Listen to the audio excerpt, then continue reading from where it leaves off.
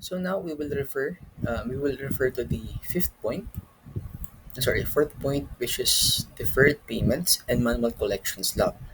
So this point will add an option for orders that have deferred payment terms. So for the exact implementation, we have gathered here filters for the existing payment terms. Okay. For example, here for the 30 days. So for this one, we will add an option for the staff or user to add a payment um, or to add a collection for the payment for the deferred payments. Okay. So first things first, for the implementation for deferred payments, we will add a new row on the X reading report before transaction summary. So we will add a new header just like this with the separators and with the computation for non-cash sales. So the non-cash sales is the filters we have here for 15 days, 60 days, 90 days, and 30 days. If for clarity for implementation, we can tag the payment methods here. Add the checkbox if the payment method is deferred. So when we add the deferred payment method or deferred checkbox here, the resulting options for the orders using that payment method, we will have an option to collect payments on that deferred uh, non-sales cash POS orders. Okay, so the fields or okay, so we will add. You can just add here the tab or the tab for the manual collection log. So we will add here collection log or tab, and we will add a table for the customer. So we will fetch the customer here payment date. So this one is manual. And the third row, this is the manual official receipt number. Okay, amount, amount paid. This one is 11225 and covered sales receipts. So this one is also manual input. Okay, so the orders that have or have different payment methods will have a tagging for non-cash sales on the order list here and also for the Z and X report. Okay, so we will add the non-cash sales and a separator above it for the X reading and also above transaction summary.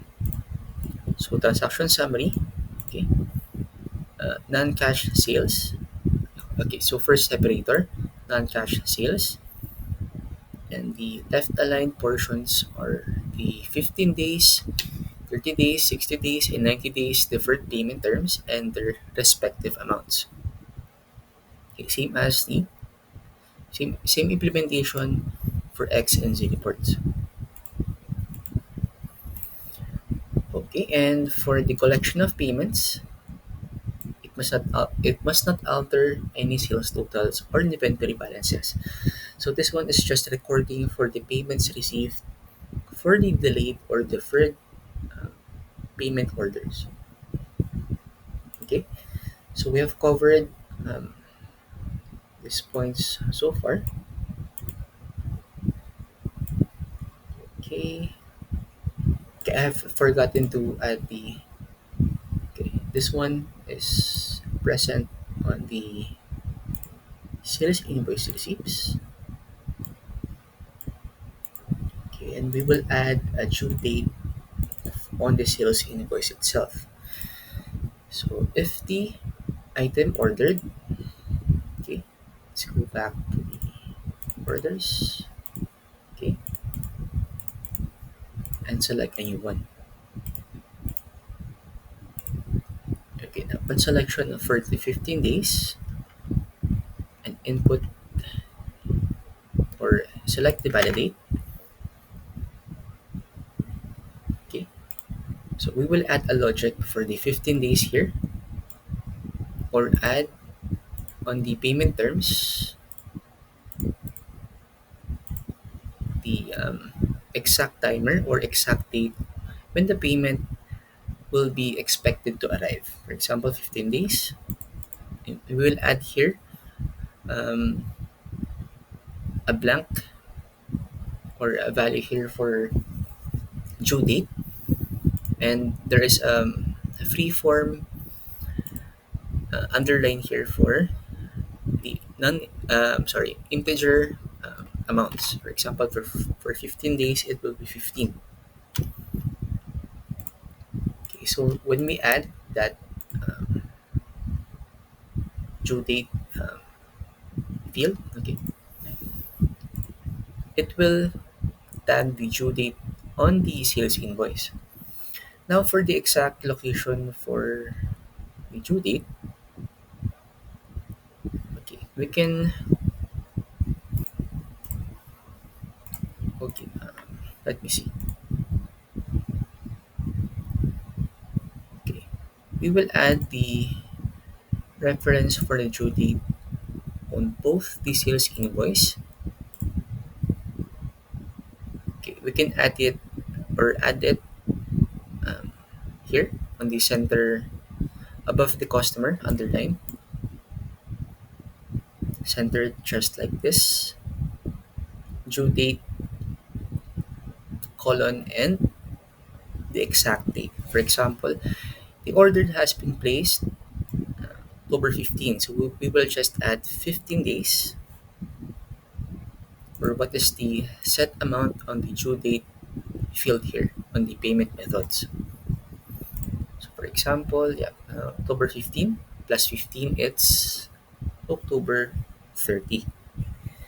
And for the other values, for 30 days, 60 days, and 90 days, it will reflect on the calendar additions with respect to the weekends or weekends or weekend days. I'm sorry. So this will count as 7 days, and also this as 7 days. Okay, so I think we have covered the deferred payments. So the coverage here will reflect on the sales invoice with the due date, and we will set the due date here on the payment method master,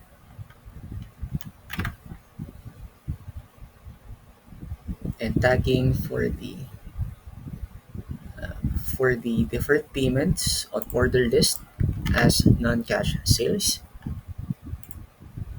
and the implementation for the fields here on the existing POS orders that are using deferred payment methods. Be adding a tab here for the collection tab. Okay, and this one I will explain later on the electronic journal. Okay, so this is the next point.